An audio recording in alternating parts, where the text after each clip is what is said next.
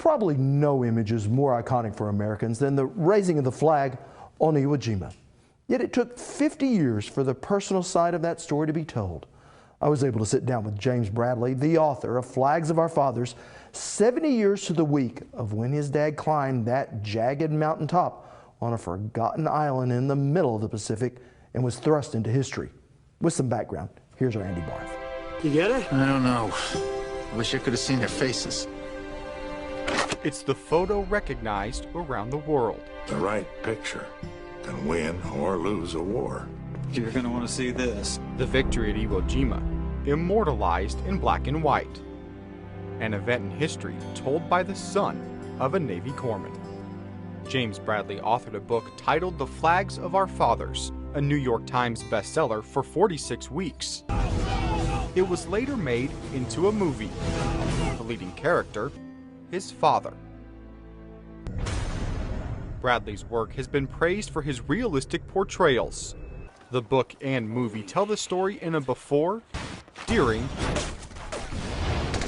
and after format, showing us a real-life account of that fateful battle.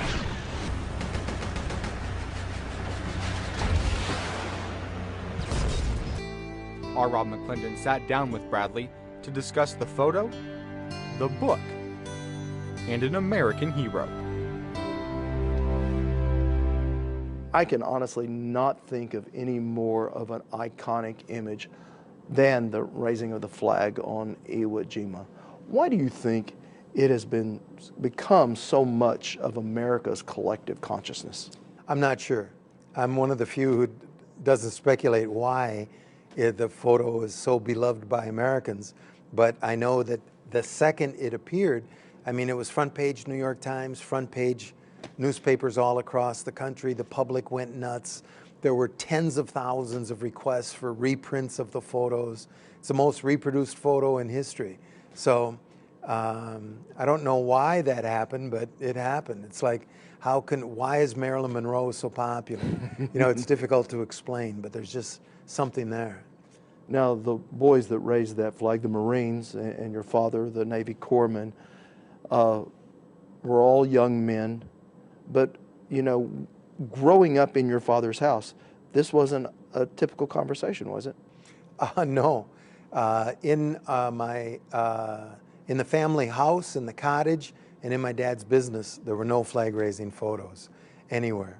If my dad had walked into one of our dorms at college and seen a flag-raising photo, he probably would have walked out.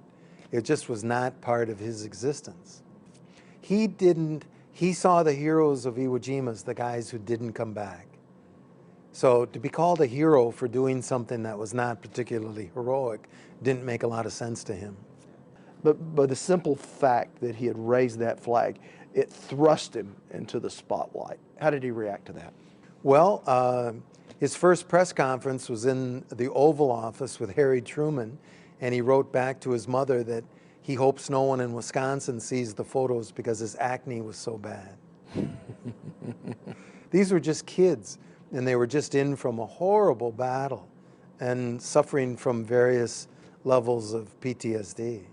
You know, before you ever put pen to paper, this has certainly been a well-told story. Movies have been made. People have written about the flag raising.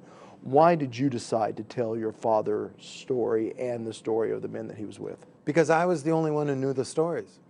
There had been a lot written and done about Iwo Jima, but nobody knew about the flag raisers. And I knew that because I grew up with one of the guys. You know, I knew how much the public did not know, because I would call my mother and tell her a fact. She learned about what happened to my dad on Iwo Jima from me. So even the wife of a flag raiser did not know these things that I was finding out, so I knew that the public didn't know. Is that a common experience, that people that have been through the maw of battle and that have seen it all, that they want to get past it sometimes? Have you found that in the other interviews that you've done? Well, what I found is the closer you're to a massacre, your friends screaming to death, guys dying all around you, the more you're not going to talk about it. You don't want to raise those devils in your dreams. You want to get over it. You want to get rid of it. And you don't want to cry in front of your kids.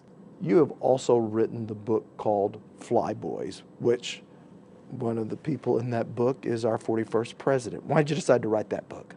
Well, I didn't really decide. Someone called me with the story, and he said, at the moment your dad was putting up a flag, flyboys were being beheaded on the next island to Iwo Jima, and this is all secret. The mothers and fathers were not told what happened to their sons.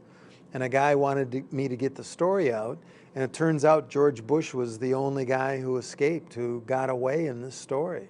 It's amazing. The guy who becomes the president of the United States gets away. Now, you were fairly surprised from taking it from your talk that I just listened to, that while this story was so moving, so much of Americana, that really the publishers didn't initially show any interest whatsoever. Well, to the publishers, it was an old black and white photo.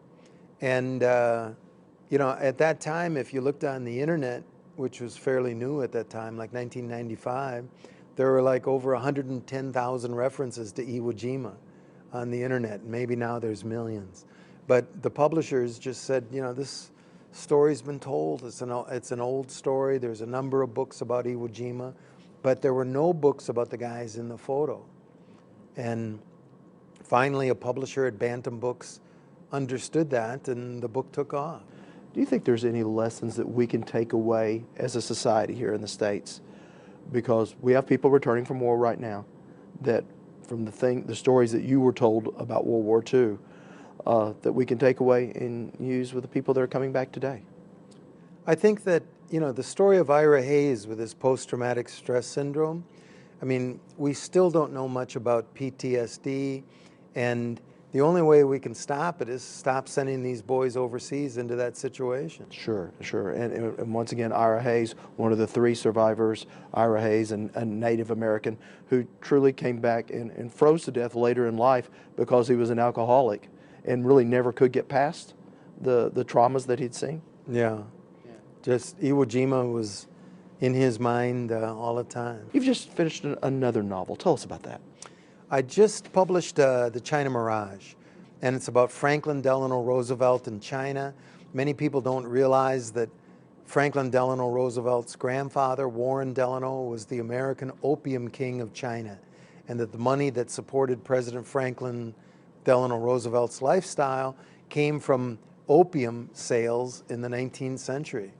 And Roosevelt felt he had a special insight into China, and this book shows how Roosevelt dealt with China and the mistakes we made in Asia that later we repeated in Vietnam. And you personally have an interest in Asia. You have a foundation set up? I have a foundation that sends kids to Asia to go to school. I went to 1 year of university in Japan, so I benefited from that, and I've traveled all over Asia, and I think it's a good idea that we start to get to know each other off the battlefield and make the Pacific truly a ocean of peace. Did your father have any reaction when you went to school in Japan? I went to the University of Notre Dame. I called my dad after a few months, said, "Dad, there's a program in Tokyo. I'd like to go to it." He said, "Okay." Never discussed it. It was just an okay. Well, Mr. Bradley, I certainly appreciate the time. I will leave you with really one last question. From all the people that you've talked to, all the people that have told you about war, are there any words of wisdom that you'd have? Words of wisdom, I'm not very good at that, but I took former President George Herbert Walker Bush back to Chichijima where he was shot down. I introduced him to Japanese who were going to cut his head off if they had captured him that day, and they were enemies at 21. When they were in their 80s, I saw them hug and cry, and I learned something about this funny thing called war. James Bradley, thank you so much. Now I was able to sit down with Mr. Bradley thanks to the Tulsa Town Hall, who had brought the author into the state for their speaker series. Now, if you'd like to see more stories of Oklahomans who served their country bravely, we have arranged them under our value-added section at okhorizon.com. There, you'll meet the Oklahoman who was the first American to see the atomic explosion over Hiroshima, who says his first and only thought was, the war's over and I'm going to get to go home. We also have one of my favorite stories, that of the Marine whose love of his life helped him reunite a family who lost their son in the jungles of Vietnam. They haven't seen or heard of him, heard from him since 1968. We also have the story of the Gulf War veteran who returned to the safety of home only to find himself inside the Murrah Federal Building on April 19th, 1995. And I thought it was my lucky day because it was about 9 o'clock in the morning and I had gotten a front row parking spot. And we recognize the Oklahoma-based organization called Folds of Honor that gives back to the families of those who have given their all. The Folds of Honor Foundation has awarded nearly 2,500 scholarships, and those spouses and children are represented in all 50 states across this great nation. Again, to see any of these stories, just head to okhorizon.com and look under our value-added section.